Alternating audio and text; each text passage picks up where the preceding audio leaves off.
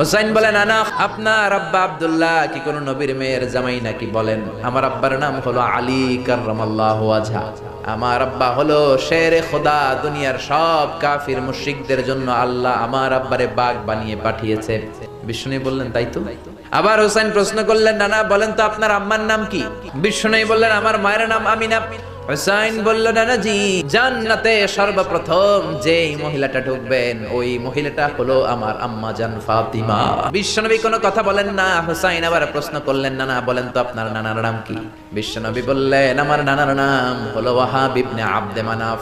হুসাইন বলে নানা আপনার নানা ওয়াহাব রে কে চিনে? আর আমার নানারে চিনে না এমন কোন মানুষ পৃথিবীতে নাই। এই হলো আমার নানা। এবার বলেন কে দামি? বিশ্বনবী আর ধৈর্য ধারণ করতে পারেন না, ধা ধা করে চোখের পানিগুলো ছেড়ে হোসেনকে বুকের মধ্যে জড়িয়ে ধরেন আর বলেন হুসাইন তুমি ঠিকই বলেছ, আসলে আমি নবীর চাইতে তোমার দাম আল্লাহর কাছে